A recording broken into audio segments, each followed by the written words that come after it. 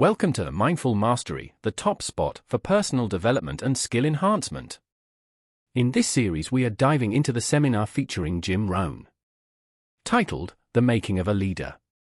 Section 1, Effective Communication Skills. Let's get started. Okay, let's now get into our first subject called communication. If there's one skill to develop, as well as any other, this is probably one of the major ones, communication. And by the way, I've got a theme for this seminar for these 2 days. The evening seminar, the theme was, the major key to your better future is you. I've changed it just a little to read, the magic key to your better future is you. There's magic in a smile. There's magic in a handshake. There's magic in human contact. There's magic in believing.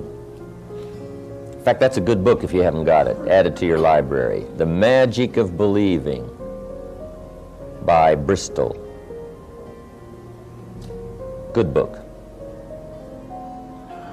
Anyway, hopefully these 2 days we'll talk a little bit more and maybe discover some more of the magic of human contact, human ability, human potential.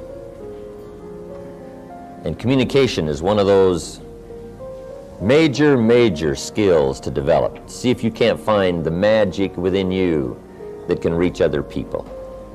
How to affect other people with words. Major challenge. To get your ideas across, to get people to understand what you're trying to say, get them to understand how you feel.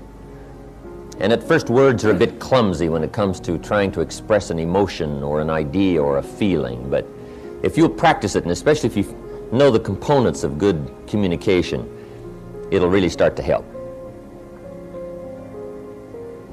I heard the story about the preacher in the backcountry down in the southern part of the United States was taking over this little country church for the first time, and he was up preaching his first sermon. And he said, congregation, first of all, this church has got to crawl. And in order for this church to crawl, everybody's got to show up and do their Christian duty. And if everybody will show up and do their Christian duty, this church can begin to crawl. And the congregation understood what the preacher said, and they all responded, let it crawl, preacher, let it crawl. He said, next, this church has got to get up and walk. In order for this church to walk, everybody has got to tell their Christian story and try to win somebody else. And if everybody will tell their story, try to win someone else, this church can begin to walk. And the congregation understood what the preacher said, and they all responded, let it walk, preacher, let it walk. He said, next, this church has got to run. And in order for this church to run, everybody has got to divide up, serve on the committees, and do the work of the church.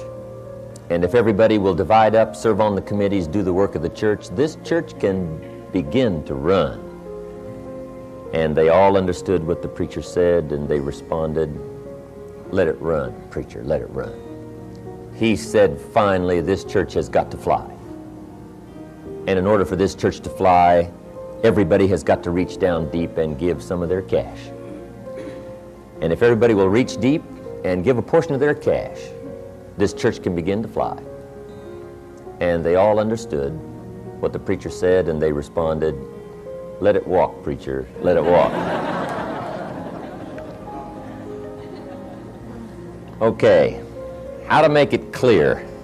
First of all, we communicate for two primary reasons, and here they are. Number one, we communicate just to get along. You can't even function in the barest minimums without some kind of communication. If you want the bread, you have to learn to ask for it. The barest of communication. So that's number one. Here's number two. We communicate to accomplish some purpose. A specific purpose.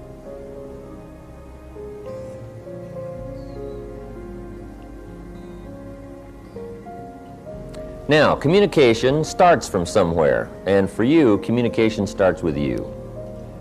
Good phrase to remember. Your world begins with you.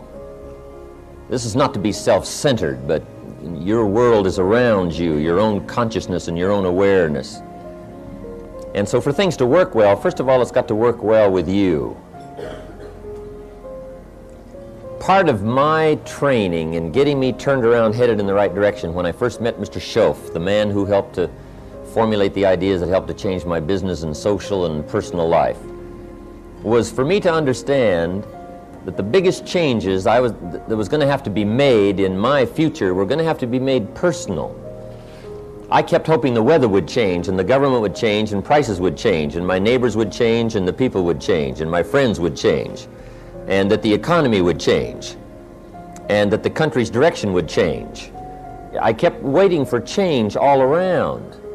And then he's the one who taught me, what changes your world is not wishing for change. What changes your world is changing. You've got to change. And sure enough, As a Man Thinketh, a book by James Allen, there's a little phrase in there that says, humans are rather strange. We curse the effect and nourish the cause. We want it to change, but we don't want to change. Interesting. The guy puts sand in his shoes and he can hardly walk. And you say, well, how can you walk with that sand in your shoes? The guy says, I can hardly walk.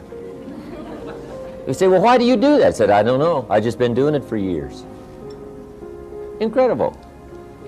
The guy puts tacks in his bed and he can hardly sleep.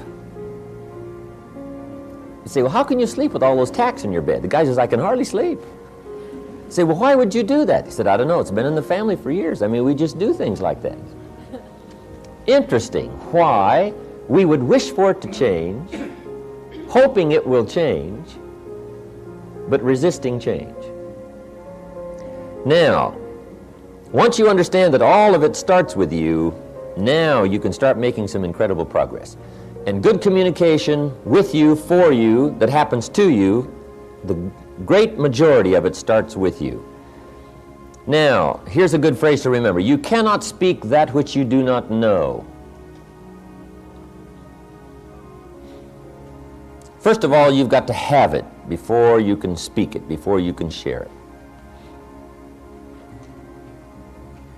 So good communication starts with an awareness that, first of all, to get a good communication going with anybody, it's got to start with some substance on your part. Now, how to consciously grow and build the substance from where communication comes from, that is the key. It's like, first of all, making deposits. You can't withdraw anything till you put something in. We all need to be consciously aware every day of gathering up the ideas, the inspiration, the feelings that we're going to use for future communication. Future meaning maybe in the next 5 minutes, but maybe the next 5 days, 5 weeks, 5 months, 5 years. Consciously aware. It is not that difficult for the years to pass and to not be conscious of what's happening in the way of demands or what's going to come in the way of opportunity for you, and just drift along and not be much further ahead a year from now than you are right now, simply because you just let the days pass. But if you have a conscious awareness of what it takes to effectively affect other people, to get your ideas across, to get decisions, to express your feelings and your opinions, once you do that deliberately and consciously and daily and consistently, now that's what starts your own personal development. Let me give you 4 key words to be aware of that will help you in putting together a conscious awareness program of developing a source of communication, making these deposits. See, when you talk, you want a verbal check that'll cash. When you speak, you want to speak from something that's there, an awareness that's there, a feeling that's there. And to create this foundation or this reservoir or this deposit or this account from which you can talk, let me give you 4 words that will help you to do that. Here's the first one.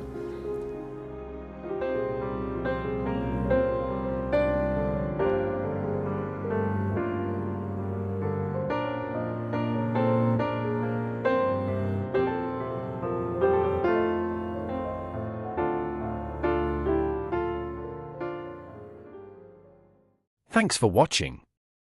If you enjoyed this video and found it helpful, please give it a thumbs up and subscribe to our channel if you haven't already. We would also love to hear your thoughts in the comments and any video suggestions you have that is related to our content. See you in the next video.